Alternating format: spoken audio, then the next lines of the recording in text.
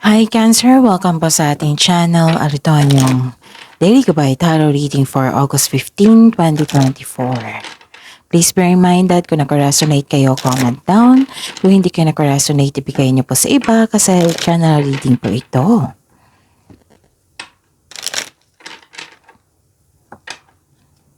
This is for you Cancer ngayong August 15, 2024.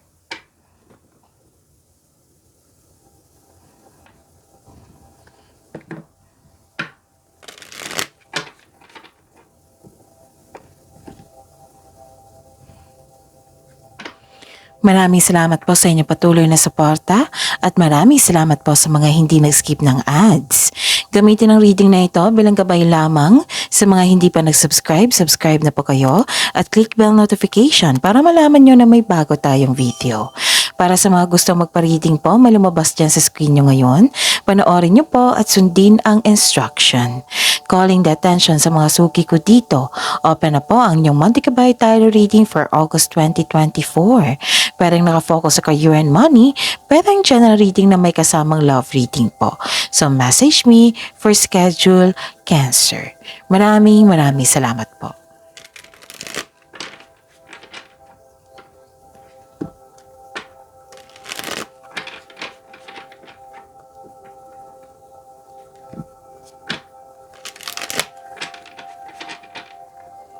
Para po ito sa inyo, Cancer, ngayong August 15, 2024.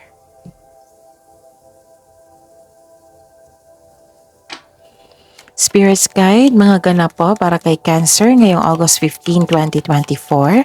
I need 3 cards po. Para kay Cancer.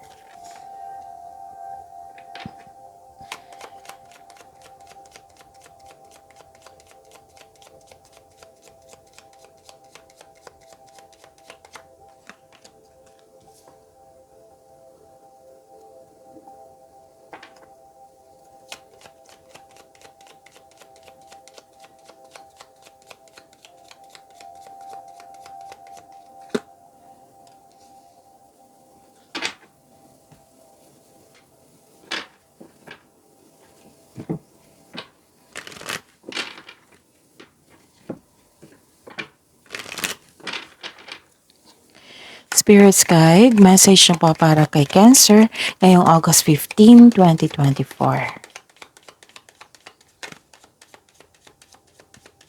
I need 2 cards po.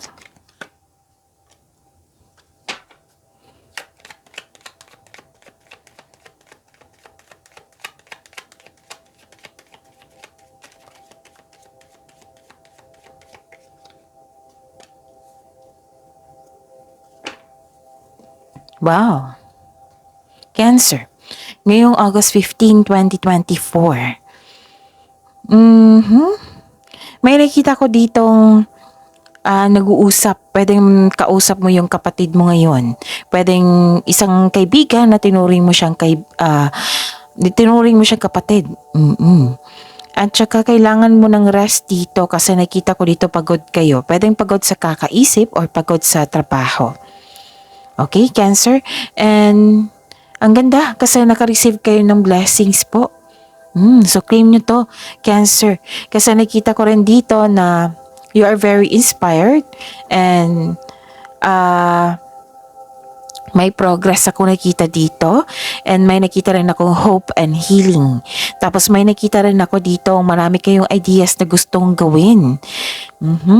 Ang ganda. Okay. Full of inspiration kayo ngayon. Kaya may nakita rin ako dito na inspired kayo kasi isa din ito sa dahilan yung favorite person mo. Pwedeng elders ito, mentor, favorite person mo na nagbigay sa iyo ng wisdom message. Na isa siya sa dahilan na nagkaroon ka ng inspirasyon sa buhay. Yung bumalik ka sa inyong energy. Yung bumalik yung energy mo, yun. Tapos may nakita din ako ditong gusto mo talaga mag-mature. Yung magkaroon ng growth and expansion. Kaya nga naging wiser kayo dito. Gusto mong mag-gather ng factual information, ng mga experiences, para magamit mo sa paggawa ng plano at makagawa ng malaking desisyon. Okay, this is for maturity mo eh. And this is very good kasi tinutulungan mo yung sarili mo, Cancer. Okay. At wag po daw maniwala agad sa chismis. Okay? And simplify your life. Oh, 'di ba sabi ko sa inyo kanina na marami kayong ideas na gustong gawin. Tapos one at a time lang po daw. Sabi po din card dito para magaan. Okay? Para focus, magaan, at smooth lang yung flow, ganon. Tapos, embracing enthusiasm. Shout to the heavens with happiness and you are very happy kasi nakatanggap ka ng blessings eh at may nagbigay ng support sa inyo. Yun. Spirits Guide, ano po ang energy ni Cancer ngayong August 15, 2024?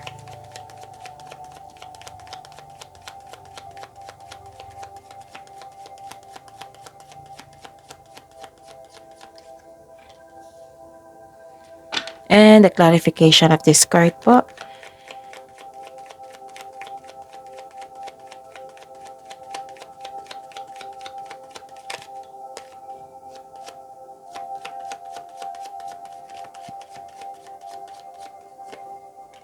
Okay.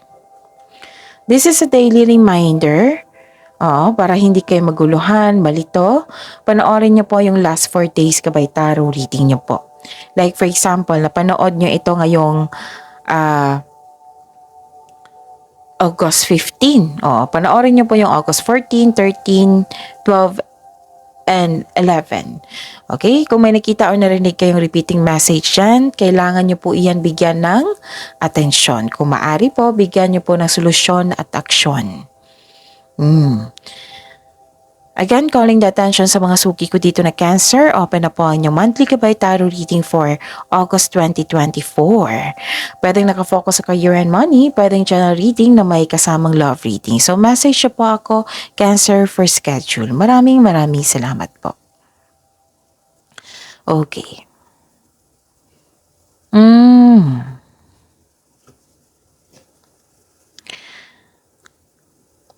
Di ba, sabi ko kanina na huwag kayong maniwala sa chismis.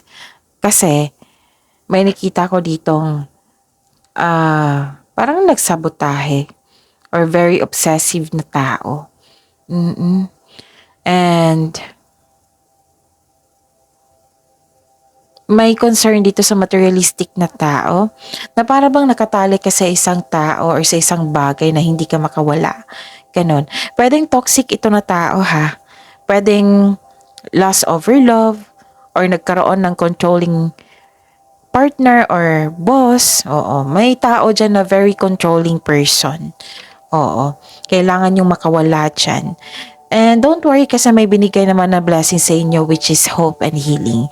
And I know na makakawala ka dyan. Okay? Tapos, sikapin nyo lang po daw na wag magsabi ng negativity or basta kung may nararamdaman kayo negativity, express nyo yan. Okay? And kung meron daw kayong nagawang bisyo or parang may isang pastime kayo kasi dito, nina-remind kayo ng card nyo. So, some of you kung may isang pastime kayo na maaring maging bisyo, kailangan nyo pong mag-reflect kung ano ito para maiwasan ito ng maaga. Like for example example lang po ito. Mahilig kayong mag-inom ng Coke na halos everyday na. So, alam nyo naman nakakasama yan sa kalusugan nyo. So, you need to reflect para maiwasan ito ng maaga. Okay? So, example lang po iyan. Kasi iba-iba kayo na experience sa buhay. Cancer. And yun, kung may toxic na tao dyan, kailangan yung umiwas sa ganyang tao, ganun. Pwede din na nag-overwork kayo dito, na wala kayong times para, kasi nakita ko dito restlessness pagod kayo. So, andito rin, 2 card na nagsabi niyan. So, ang sabi dito, naging workaholic daw kayo. Wala daw kayong, naging workaholic kayo, sunod-sunod yung sipag mo, sunod-sunod yung pasok ng pera, ng overtime, kaso kulang ng pahinga. So, our health is wealth, kaya mag-ingat po, okay? Tapos, pwede din nagtitiis ka sa isang toxic na tao, na boss, kasamahan dyan, gano'n. Kung may kontrata niyan, tapusin mo. Sa ngayon, iwasan mo muna tapos tapusin mo yung kontrata. Before magtapos yung kontrata, mag-isip kayo kung saan kayo. Baka kailangan ng change career or let's say maglipat ka ng ibang department or mag-level up kayo. Basta umiwas sa ngayon, umiwas po sa ganitong tao, okay? Kasi kung pwede po, wag niyo po daw tanggapin yung energy niya. Kasi wala namang problema sa inyo eh. Ang problema ay yung toxic na tao. Kaya umiwas po. Huwag niyong tanggapin yung energy niya. At huwag kayong mawalan ng pag-asa. Okay? Kasi may nakita naman akong blessings dito at may nagbigay ng support sa iyo. Okay? And be confident po. Inspiration is on the way. Inspired ka nga dito, oh. Inspiration is on the way. Magkakaroon po ng healing which is lumabas din dito. So, 2 card na nagsabi dito ha, na may healing po. Basta take time to rest din po. Okay? So, the advice is be inspired, dreams do come true. Spirits Guide, Career and Money po ni Cancer ngayong August 15, 2024.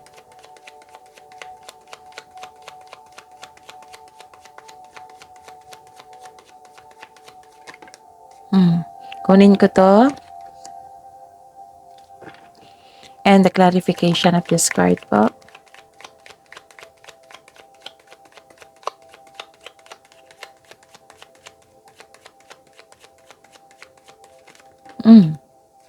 Kunin ko tong nakita nyo, mauna.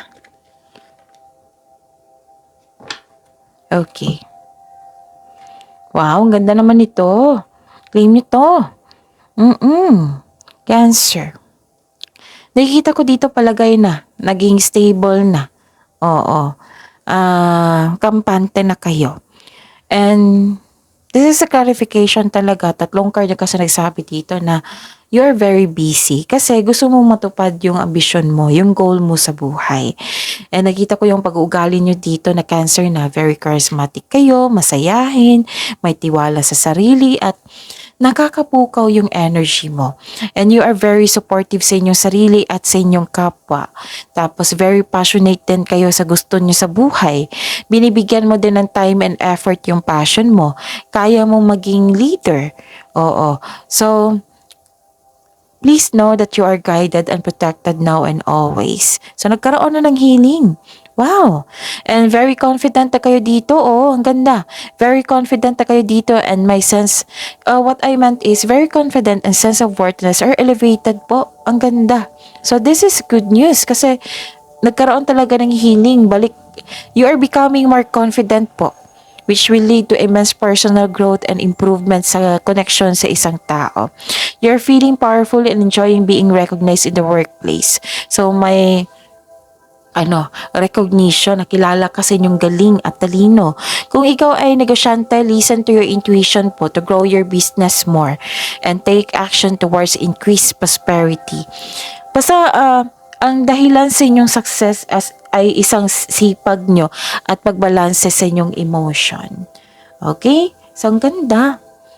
And, nakikita ko dito na nagkaroon din ng generosity. Yes. You are sharing your resources. Nagkaroon ng pagkakaisa din. Wow, ang ganda ha. And, okay. May marireceive kang malaking pera. Kaya pala naging generous kayo dito. Pwede din return investment po ito. Okay. Yung resulta sa inyong sipag at tiyaga. Like for example, sweldo, binayaran ka na yung kliyente. Binayaran ka kasi natapos yung maganda yung project mo. Ganun. Mga example yan. Basta nakita ko dito yung nakareceive kayo ng malaking pera. Ito ay parating na. And you are happy here, Shout to the heavens with happiness. 2 card na po nagsabi dito that you are happy. So, claim nyo to. Ang ganda nito. Cancer. May promotion din ako nakita. And this card asks you to consider helping someone at work also. Kasi blessing yan. Sharing of blessing. Okay? Ang ganda. Spirit's Guide. Love life, self-love, partnership, and romance ni Cancer ngayong August 15, 2024. So, dalawa to. Yes, dalawa. Tumambling talaga, no? Halatang busy kayo. Okay. So, that's it. What I meant is, maraming salamat po sa patuloy na tiwala at suporta sa ating channel at maraming salamat din po sa mga hindi nag-skip ng ads. May lumabas dyan sa screen nyo ngayon, panoorin nyo po. Kung gusto nyo po iyan, then follow instruction, okay? Mataas yung intuition ngayon. Nagkaroon ng awareness, common sense, listen to your intuition po. Kung mayroon kang emotional intelligence, this will lead you to the answers you need about your romantic urges. Sa mga single dyan, sa mga lahat ha, sa lahat ng sa lahat ng Cancer. Okay? The advice is trust your feelings instead of overthinking or overanalyzing. Okay? May malalaman kayong sekreto po mula sa isang tao. Tapos makinig din po sa intuition nyo po. Kung naghahanap kayo ng answer sa inyong mga tanong, and sabi po ng card dito, the answers are already within you. Yes. So trust your own counsel first. Okay? So, yun. Trust your feelings instead of overthinking or overanalyzing. Okay? Okay. May nakita ko ditong defensiveness, assertiveness, yung paninindigan. Nagpaplano ka dito, yes, nakikita ko. May ganap din na pinagtanggol mo yung kaibigan mo o miyembro ng pamilya laban sa iba. Tapos wag po daw kayong mag-focus sa isang problema kasi magdudulot po yan ng stagnation, pagtigil po. Move forward pa rin. Okay? Take it lightly. Simplify your life. One at a time lang po. Okay. May ganap na conflict dito. Ang nakikita kong solusyon po dito, Cancer, is to speak up for your needs and yung i-address mo yung hurt feelings mo. Tapos makinig ka din sa kanya. Tapos kung kailangan ng adjustment, then go ahead. Okay? And be willing to hear your partner's side also. Kung partner nyo ito ha. Tapos, may kinakaharap kasi kayo ngayon na challenges, pero don't worry kasi nakita ko dito na ma-overcome nyo po ito. This is good. Actually, ito yung hanap-hanap ko sa isang sign. And I'm hoping sa lahat ng sign. Oo, Cancer. Why? Hindi kasi may problema ka sa love life. Actually, hindi siya magaan siya na problema, like mabigyan man ito ng solusyon, ma-overcome nyo, di ba ang sabi ng card nyo, hindi mo nadamay, tingnan nyo, sa Cancer and Pisces, oo, di ba, sa Cancer and Pisces, sa career and money, may nakita ko ditong, hindi talaga na apektuhan yung ibang, career and money nyo, sa family nyo, basta kung sa problema sa love life lang, hindi siya damay. So, ito yung gusto ko. Ito yung hanap-hanap ko talaga sa lahat ng signs. And I'm happy for you kasi nakita ko sa inyo, Cancer. Okay? Nakita ko dito na may ganap na conflict. So, honest conversation po ay kailangan. Tapos, don't worry kasi ma-overcome niyo po ito, Cancer. Sa mga single dyan, give chance to yourself. Oo, deserve mong mahalin at maging masaya sa buhay pag-ibig. Huwag kayong matakot sa difficulties in love. So, put a clear intention also. Okay? Pero temporary lang yung challenges na yan ha. Ma-overcome nyo po iyan. Kitang-kita ko dito, Cancer. So, I'm happy kasi nakita ko sa inyo na hindi siya nadamay. Actually, hindi siya nadamay yung mga career and money. And you are looking forward sa healing. Ang ganda-ganda. So yan ha. That's it. See you tomorrow. Cancer, please like, subscribe, and click the button for notification para updated po kayo sa daily tarot reading natin. Maraming salamat po.